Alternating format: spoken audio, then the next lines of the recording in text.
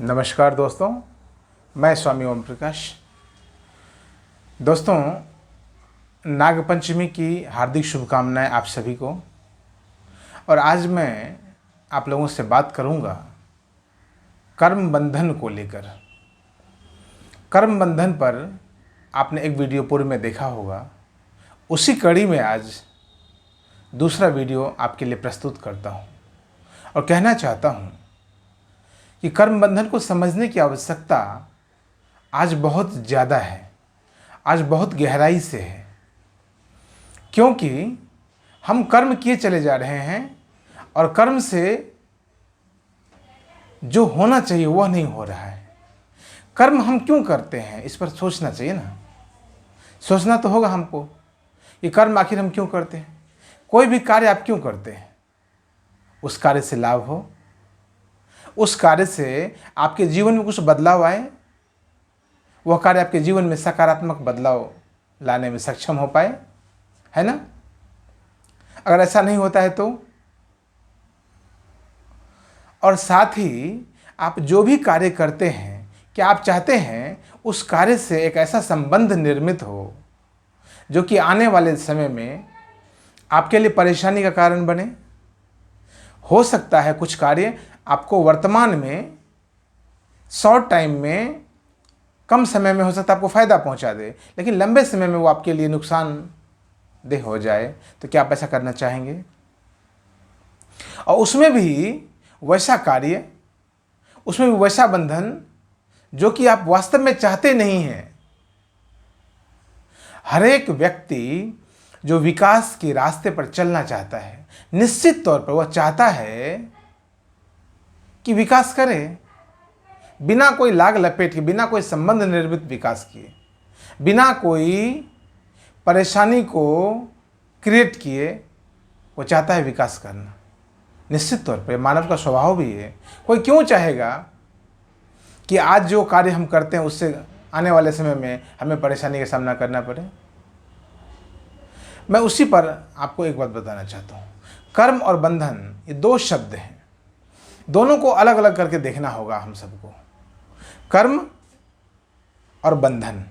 कर्म तो है कार्य, आवश्यक कर्म, और हो सकता है गौण कर्म। आवश्यक कर्म तो वह है जो हमें जीवन को चलाने के लिए, जीवन को जीने के लिए करने पड़ते हैं।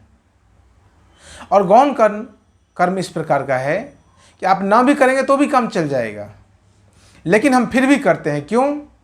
अधिकतर लोग बेहोशी की हालत में ऐसा कार्य करते हैं।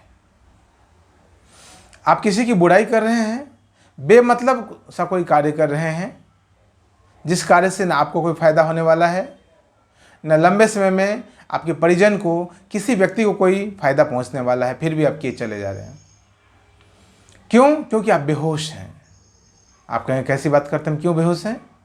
आँख खुला हुआ है, खाना खा रहे हैं, भोजन कर रहे हैं, सो रहे हैं, सारा काम कर रहे हैं, फिर बेहोश कैसे हैं? जी हाँ, अवचेतन में आपकी बेहोशी छिपी हुई है। आप पूरी तरह से जागृत नहीं है, होशपूर्ण नहीं है। मैं कहता हूं, अगर आप होशपूर्वक कोई कार्य करेंगे, जिसके बारे में भगवान बुद्ध कहते हैं कि सम्यक कर्म करो, सम्यक कर्म करेंगे, होशपूर्ण कोई कार्य करेंगे, तो आप बंधन से मुक्त हो जाएंगे। कार्य से बंधन नहीं हो।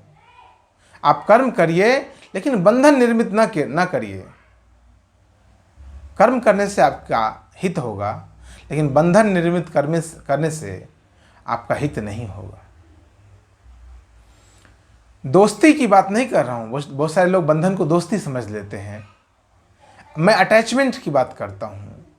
किसी कार्य से इतना मत अटैच हो जाइए कि वही कार्य आपके लिए आगे चलकर परेशानी का कारण हो जाएगा। यह वास्तविक सत्य है, यह परम सत्य है कि जिस कार्य में हमें सुख मिलता है, आने वाले समय में वही कार्य हमें दुख देता है। एक समय में जिस कार्य में हम बहुत ज़्यादा लिप्त हो जाते हैं सुख की खोज के लिए, एक समय बाद, कुछ समय बाद वही कार्य बहुत ज़्यादा तकलीफ देता है। उतने ही मात्रा में दुख देता है जितने मात्रा में कभी सुख दिया था। तो मैं कहता हूँ, आनंद का रास्ता चुनिए। और आनंद का रास्ता यह कहता है कि आप बस कर्म कीजिए, फल की भी चिंता मत कीजिए। आप कर्म करेंगे तो कर्म का नियम यह कहता है कि फल तो मिलेगा मिलेगा।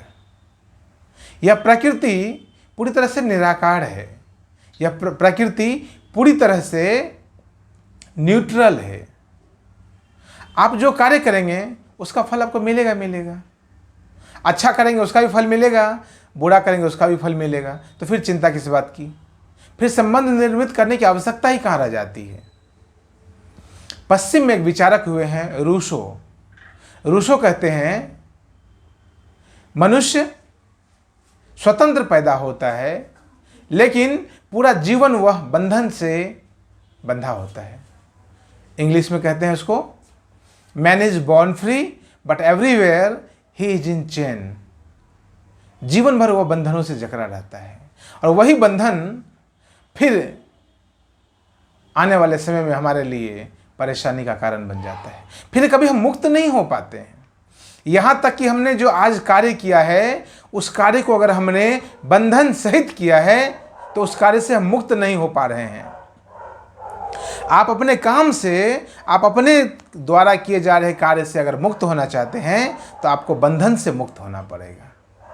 और मुक्त होने का फायदा क्या है? जैसे आप कार्य से मुक्त हो जाएंगे, अपने द्वारा किए जा रहे कार्य में अगर आप लिप्त नहीं रहेंगे तो आप उस कार्य को 100% दे पाएंगे। यह विज्ञान है। नहीं तो आप लिप्त हैं, आपके मन में कोई और बात चल रहा है, तो आप जो काम करेंगे वो तो 100% नहीं दे पाएंगे उसको। आप अपना 100% उस कार्य में नहीं दे पाएंगे तो हो सकता है वह कार्य असफल हो जाए, या हो सकता है वह कार्य जितनी मात्रा में सफलता की ऊंचाई को छूना चाहिए था उस मात्रा में सफलता को ना प्राप्त कर सके, तो नुकसान हो गया ना आपका। इसीलिए कहता हूं आप बंधन मुक्त होकर करें। आप बस वह कार्य करें पूरी तत्परता से, पूरी ऊर्जा से, पूरे मनोवेग से, तन मन और धन से उस कार्य को करें। सब कुछ को छोड़ दें, वह कार्य पूरी तरह से सफलीभूत हो जाएगा।